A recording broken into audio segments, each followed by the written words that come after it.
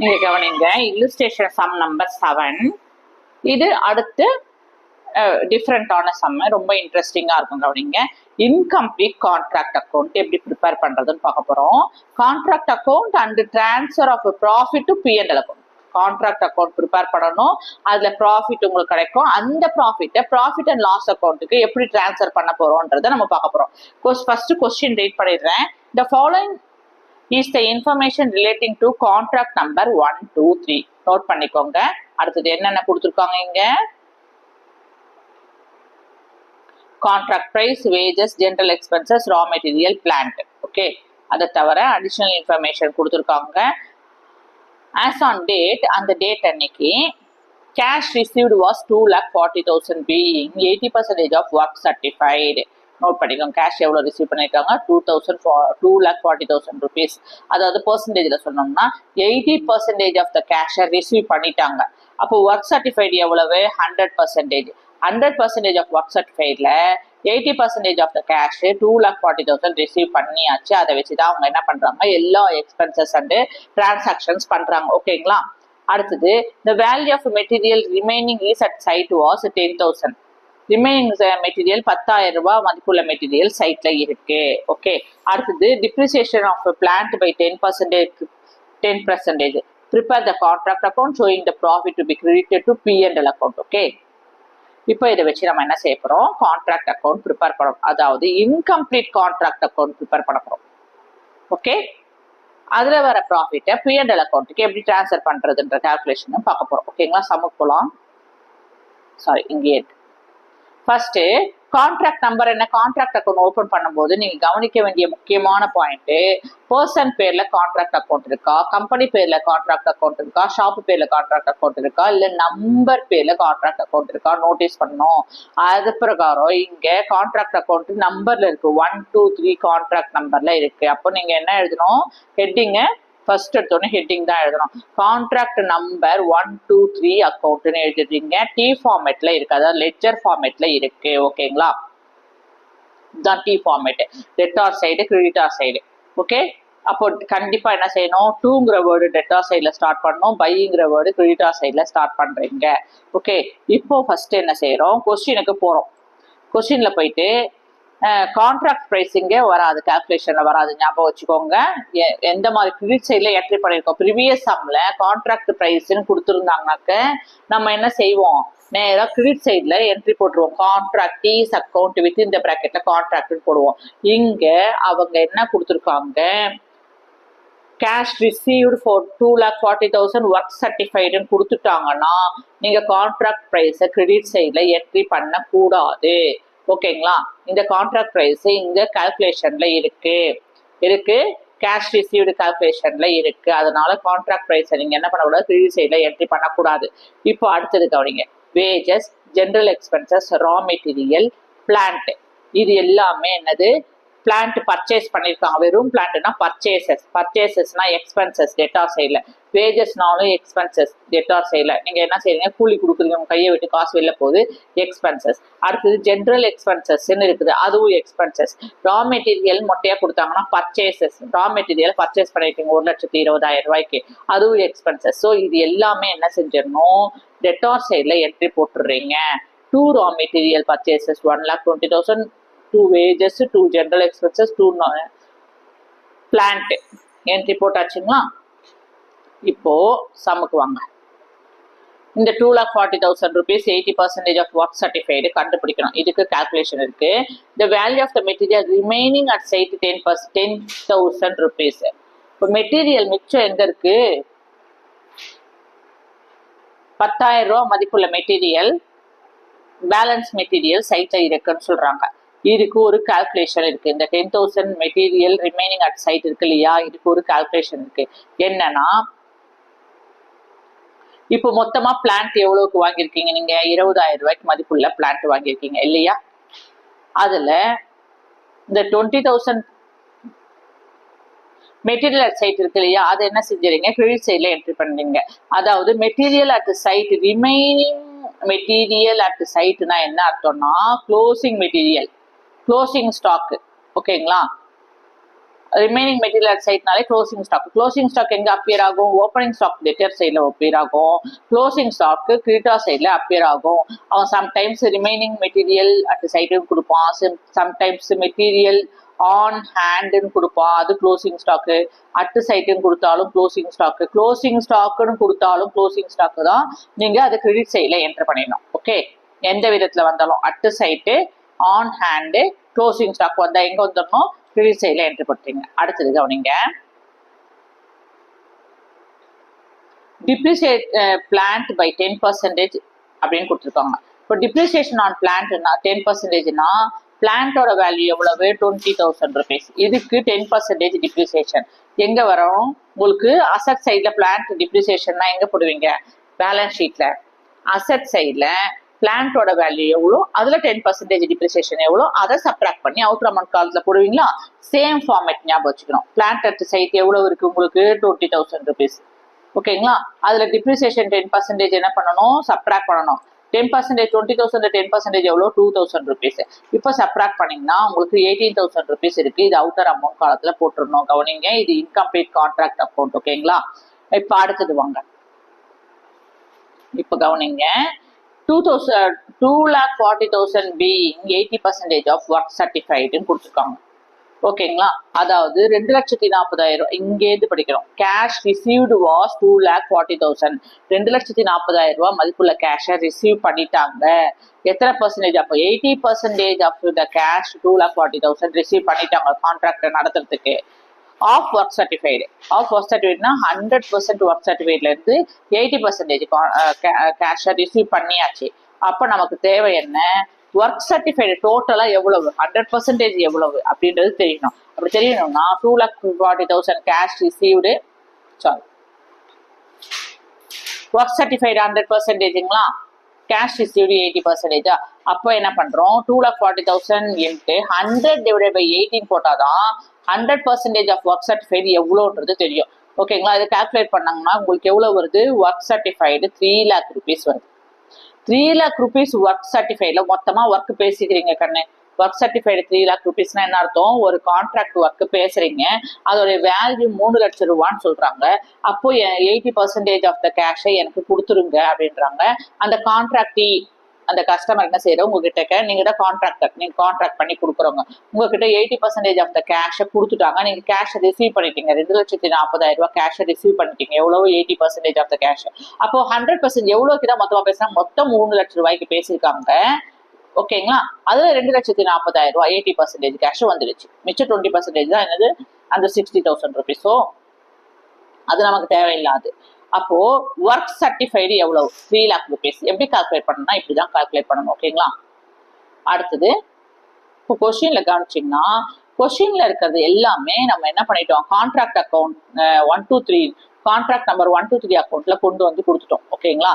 இப்போ என்ன பண்ண போறோம்? ஆன்சர் கண்டுபிடிக்க டோட்டல் போட போறோம். ஓகேங்களா? எந்த சைடு இவ்வளவுதான் உங்களுக்கு கான்ட்ராக்ட் அக்கௌண்ட்ல வரும். ஓகே, இன்னும் சம் இருக்கு சொல்றேன். இப்போ எந்த சைடு அதிகமா இருக்கு? கிரெடிட்டார் சைட்ல தான் அதிகமா இருக்கு. 10,000 18,000 3,28,000 rupees total. Same total debtor சைட்ல என்ட்ரி பண்ணியாச்சு. இப்போ என்ன செய்யணும்? டெட்டார் சைட்ல இருக்கிற எக்ஸ்பென்சஸ் எல்லாத்தையும் ஆட் பண்ணி வர்ற ஆன்சர் கூட, ஓகேங்களா, கிரெடிட்டார் சைட் டோட்டலோட சப்ராக்ட் பண்ணீங்கன்னா உங்களுக்கு டிஃபரன்ஸ் வருது. டிஃபரன்ஸ் எவ்வளவு வருது? 15,400 rupees டிஃபரன்ஸ் வருது. அப்போ 15,400ங்கிறது என்னது உங்களுக்கு? சாரி, 15,400ங்கிறது ப்ராஃபிட். என்ன ப்ராஃபிட்? Notional profit. அப்போ to notional profit carry down போடணும். ஏன்னா நமக்கு இருக்கு, அவங்க என்ன கொடுத்துருக்காங்க? இன்கம்ப்ளீட் கான்ட்ராக்ட் அக்கௌண்ட் ப்ரிப்பேர் பண்ணீங்க, அதுல உங்களுக்கு ப்ராஃபிட் கிடைக்கும். அந்த ப்ராஃபிட்டுக்கு ப்ராஃபிட் அண்ட் லாஸ் அக்கௌண்ட்டுக்கு டிரான்ஸ்ஃபர் பண்ணி கொடுங்க அப்படின்னு சொல்லி கொடுப்பாங்களா? அப்போ இந்த நோஷனல் ப்ராஃபிட் உங்களுக்கு ஏன் நோஷனல் ப்ராஃபிட் இங்க மென்ஷன் பண்றோம்னா, உங்களுக்கு ப்ராஃபிட் எப்படி வரும்னா, கான்ட்ராக்ட் பிரைஸ்ன்னு நீங்க என்ட்ரு பண்ணீங்கன்னா உங்களுக்கு ப்ராஃபிட் வரும். கான்ட்ராக்ட் பிரைஸ் என்ட்ரு பண்ணலைன்னா இங்க நோஷனல் ப்ராஃபிட் கேரி டவுன் தான் இந்த பேலன்சிங் ஃபிகருக்கு கொடுக்கணும். விபாடிக்கு போடுறதுக்கு பதிலாக கேரி டவுன் நீங்க போட்டிருக்கீங்க. ஏன்னா இதுக்கு அடுத்தது P&L அக்கௌண்ட்டுக்கு டிரான்ஸ்ஃபர் பண்ற கால்குலேஷன் இருக்கு. ஓகேங்களா. சார் குவாரி டவுன் நீங்க முடிச்சிட்டீங்களா? அடுத்தது என்ன செய்வோம், இப்போ நல்லா ஞாபகம் வச்சுக்கோங்க, ஃபைனல் அக்கௌண்ட்ல நீங்க ட்ரேடிங் அக்கௌண்ட் ப்ரிப்பேர் பண்றீங்க, அதுல கிராஸ் ப்ராஃபிட் வருது. டூ கிராஸ் ப்ராஃபிட் அடுத்து என்ன செய்வீங்க, P&L அக்கௌண்ட்டுக்கு டிரான்ஸ்ஃபர் பண்ணீங்களா, to gross profit carry down போடுவீங்க. அது P&L அக்கௌண்ட்டுக்கு டிரான்ஸ்ஃபர் பண்ணும்போது ஆப்போசிட் சைட்ல தான் டிரான்ஸ்ஃபர் பண்ணுவீங்க இல்லையா, அப்போ by gross profit brought down போடுவீங்க. அந்த சேம் ஃபார்மேட் தான் இங்க, வேற ஒண்ணும் இல்ல. So to national profit carry down 15,400 இங்க கான்ட்ராக்ட் அக்கௌண்ட்டை முடிச்சிட்டோம். இப்போ என்ன செய்யறோம், இதை நெக்ஸ்ட் அக்கௌண்டிங் பீரியட் கொண்டு போறோம். ஓகேங்களா. நெக்ஸ்ட் டிரான்சாக்ஷனுக்கு மூவ் ஆன் பண்றோம். ஏன்னாக்கா ப்ராஃபிட் அண்ட் லாஸ் அக்கௌண்ட்டுக்கு இந்த நோஷனல் ப்ராஃபிட்டை டிரான்ஸ்ஃபர் பண்ண போறோம். அப்போ என்ன செய்யறோம், இங்க கேரி டவுன் டூ கேரி டவுன்னா இதுக்கு ஆப்போசிட்டா பை தானே வரணும். By notional profit brought down. brought downனா ஓப்பனிங் பேலன்ஸ், கேரி டவுன்னா என்னது, க்ளோசிங் பேலன்ஸ். அப்போ கான்ட்ராக்ட் அக்கௌண்ட்டுடைய க்ளோசிங் பேலன்ஸ் என்னது, நோஷனல் ப்ராஃபிட் கேரி டவுன். புரிஞ்சுச்சிங்களா. இப்போ நெக்ஸ்ட் அக்கௌண்ட்டுடைய brought down என்னது, டிரான்ஸ்ஃபர் பண்றோம் இல்லையா, அப்போ நெக்ஸ்ட் அக்கௌண்ட்ல என்னவாகுது உங்களுக்கு, brought down ஆகுது. நோஷனல் ப்ராஃபிட் brought down போட்டு 15,400 rupees என்ன செஞ்சுட்டோம், நம்ம என்ட்ரு பண்ணிட்டோம் இங்க. இப்போ இந்த 15,400 rupeesக்கு எவ்வளவு ரூபாய் நீங்க P&L அக்கௌண்ட் 15,400ல எவ்வளவு profit and loss account transfer பண்றீங்க, எவ்வளவு நீங்க ரிசர்வ்ல வைக்கிறீங்க, கெப்டின் ரிசர்வ்ல வைக்கிறீங்கன்றதுக்கு ஒரு கால்குலேஷன் இருக்கு. இப்போ 15,400 நோஷனல் ப்ராஃபிட் நீங்க கண்டுபிடிச்சிட்டீங்க இல்லையா. ஓகேங்களா. இது நெக்ஸ்ட் அக்கௌண்டிங் பீரியட், அதாவது நெக்ஸ்ட் மந்த்துக்கு ஓப்பனிங் பேலன்ஸாவும் கொண்டு வந்துட்டீங்க. இந்த க்ளோசிங் பேலன்ஸை நெக்ஸ்ட் அக்கௌண்டிங் பீரியட்ல ஓப்பனிங் பேலன்ஸா கொண்டு வந்தாச்சு, brought down கொண்டு வந்தாச்சு. இப்போ என்ன செய்யறோம், நம்ம இப்போ ப்ராஃபிட் அண்ட் லாஸ் அக்கௌண்ட்டுக்கு டிரான்ஸ்ஃபர் பண்றதுக்கு ஒரு ஃபார்மேட் இருக்கு. இந்த ஃபார்மேட்டை நீங்க ஞாபகம் வச்சிருந்தாதான் சரி வரும். ஓகேங்களா. உங்களுக்கு ஆல்ரெடி உங்களுக்கு என்ன பண்ணிருக்கேன் சொல்லி கொடுத்துருக்கேன். 1 minute. இப்போ நோஷனல் ப்ராஃபிட் அண்ட் லாஸ் அக்கௌண்ட்டுக்கு டிரான்ஸ்ஃபர் பண்ணணும்னா அதுக்கு ஒரு ஃபார்முலா இருக்கு. என்னன்னா work certified divided by contract price into 100. நல்லா ஞாபகம் வச்சுக்கோங்க. இதுல ஒர்க் சர்டிஃபைடு எவ்வளவு கண்டுபிடிச்சிருக்கோம், நம்ம 3 lakh rupees ஒர்க் சர்டிஃபைடு இங்க கண்டுபிடிச்சிருக்கோம் பாருங்க. Work certified 3 lakh rupees. அடுத்தது கான்ட்ராக்ட் பிரைஸ் எங்க, இப்பதான் கான்ட்ராக்ட் பிரைஸை நம்ம யூஸ் பண்றோம். Contract price 6 lakh rupees. ஓகேங்களா. இன்ட்டு 100. ஓகே. ஸோ நம்ம இன்ட்டு 100 போடுறோம். இப்போ இதை கேல்குலேட் பண்ணோம்னா 50% நமக்கு என்ன வருது, ஒர்க் சர்டிஃபிகேட் 50% வந்துடுச்சு. ஓகேங்களா. ஸோ கவனிங்க, ஒர்க் சர்டிஃபைடு 50% வந்துடுச்சுன்னா இதுக்கு ஒரு ஃபார்மேட் இருக்கு. எந்த ஃபார்மேட்ல P&L அக்கௌண்ட் டிரான்ஸ்ஃபர் பண்றதுன்னு இங்க பாருங்க. ஒர்க் சர்டிஃபைடு, இப்போ work certified is less than 25%னா நீங்க ப்ராஃபிட் அண்ட் லாஸ் அக்கௌண்ட்டுக்கு நோஷனல் ப்ராஃபிட்டை டிரான்ஸ்ஃபர் பண்ண முடியாது. இதே when work certified is less than more than 25% and less than 50% னா நீங்க என்ன எடுத்துக்கணும், 1/3 ஃபார்மேட்டை யூஸ் பண்ணணும். ஓகேங்களா. இல்ல 1/3 ஃபார்மேட்டை யூஸ் பண்ணி notional profit into 1/3 into cash received divided by work certificate போட்டிங்கனாக்கா உங்களுக்கு வேல்யூ வரும். அந்த வேல்யூ தான் நீங்க P&L அக்கௌண்ட்டுக்கு டிரான்ஸ்ஃபர் பண்ணணும். ஓகேங்களா. அடுத்தது இப்போ ஒர்க் சர்டிஃபிகேட் நீங்க வந்து 50% இல்லைன்னா 50%க்கு மேல இருந்ததுன்னா 2/3 ஃபார்மேட்டை யூஸ் பண்ணணும். ஓகேங்களா. 2/3 ஃபார்மேட்னா என்னது, ப்ராஃபிட் கிரெடிட்டட் டு P&L அக்கௌண்ட்டுக்கு notional profit into 2/3 into cash received divided by work சர்டிஃபைடுன்ற ஃபார்மேட்டை யூஸ் பண்ணணும். அது பிரகாரம் இப்போ நீங்க பாத்தீங்கன்னா நமக்கு ஒர்க் சர்டிஃபைடு எவ்வளவு வந்திருக்கு, 50% வந்திருக்கு. அப்போ நம்ம என்ன யூஸ் பண்ணணும், 2/3 ஃபார்மேட்டை யூஸ் பண்ணணும். அதாவது டிரான்ஸ்ஃபர் டு P&L அக்கௌண்ட்டுக்கு மாற்றும் போது notional profit into 2/3 into contract price divided by work certificate. இது பிரகாரம் இப்போ சப்ஸ்டியூட் பண்ண போறோம். நோஷனல் ப்ராஃபிட் எவ்வளவு கண்டுபிடிச்சோம், 15,400. 50% அண்ட் மோர் தென் 50%க்கு என்ன ஃபார்மேட் சொன்னோம், 2/3. அந்த 2/3 போட்டோம். கான்ட்ராக்ட் பிரைஸோட வேல்யூ எவ்வளவு, 3 lakh rupees. ஒர்க் சர்டிஃபைடோட வேல்யூ எவ்வளவு, 6 lakh rupees. இப்போ எல்லாத்தையும் என்ன பண்றோம், கால்குலேட் பண்ணோம்னா நமக்கு என்ன ஆன்சர் வருது, 8,213 rupees வருது. இது P&L அக்கௌண்ட். அப்போ கவனிங்க, நோஷனல் ப்ராஃபிட் உங்களுக்கு எவ்வளவு வந்தது, நோஷனல் ப்ராஃபிட் உங்களுக்கு 15,400 வந்ததுங்களா. அதுல 15,400 1/3 into contract price divided by work certified, அது 3 lakhs divided by 6 lakhs calculate பண்ணிங்கன்னா உங்களுக்கு எவ்வளோ கிடச்சிது? 8,213 rupees கிடச்சிதுன்னா இதுதான் P&L அக்கௌண்ட்டுக்கு ட்ரான்ஸ்ஃபர் பண்ணுறீங்க இந்த வேல்யூவை. ஓகேங்களா? அப்போது நோஷனல் ப்ராஃபிட் 15,400 ரூபாலேருந்து எவ்வளோ ப்ராஃபிட் அண்ட் லாஸுக்கு ட்ரான்ஸ்ஃபர் பண்ணுறீங்க? 8,213 ரூபா மட்டும்தான் P&L அக்கௌண்ட்டுக்கு ட்ரான்ஸ்ஃபர் பண்ணுறீங்க. அப்போ மிச்ச வேல்யூ இருக்குல்ல 15,400ல் 8,213 ரூபா மட்டும்தான் ப்ராஃபிட் அண்ட் லாஸ் அக்கௌண்ட்டுக்கு ட்ரான்ஸ்ஃபர் பண்ணுறோம். அப்போ மீதி இருக்கு இல்லையா, மீதியை என்ன பண்ணுறோம்? டு ஒர்க் இன் ப்ராக்ரஸ் அக்கௌண்ட்டில் ரிசர்வில் கெப்டின் ரிசர்வில் வச்சுக்கிறோம். ஓகேங்களா? எப்படி வச்சுப்போம்? இங்கே பாருங்கள், நம்ம 15,400ல் 8,213 ரூபா நம்ம என்ன பண்றோம்? ப்ராஃபிட் அண்ட் லாஸ் அக்கௌண்ட்டுக்கு ட்ரான்ஸ்ஃபர் பண்ணிட்டோம் இந்த ப்ராஃபிட்டை. ஓகேங்களா? இப்போ ரிசர்வ்ல என்ன பண்றோம்? 7,187 ரூபா என்ன பண்றோம்? கெப்டின் ரிசர்வ் ஒர்க் இன் ப்ரோக்ரஸ்ல ரிசர்வ்ல வச்சுக்கிறோம். அதை எப்படி வச்சுக்கிறோம் பாத்தீங்கன்னா, நோஷனல் ப்ராஃபிட்ல இருந்து P&L அக்கௌண்ட்டை சப்ராக்ட் பண்றோம். நோஷனல் ப்ராஃபிட் எவ்வளவு? 15,400 rupees.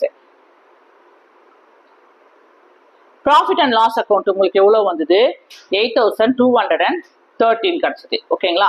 ஸோ அந்த P&L அக்கௌண்ட்டு இந்த நோஷனல் ப்ராஃபிட்டையும் P&L அக்கௌண்ட்டையும் சப்ராக்ட் பண்ணிங்கன்னா உங்களுக்கு எவ்வளோ பேலன்ஸ் வருது? 7,187 ரூபா வருது.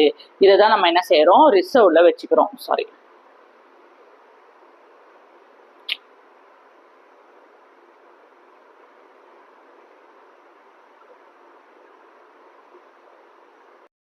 அப்போ சம்மில் என்ன எழுதுறோம்?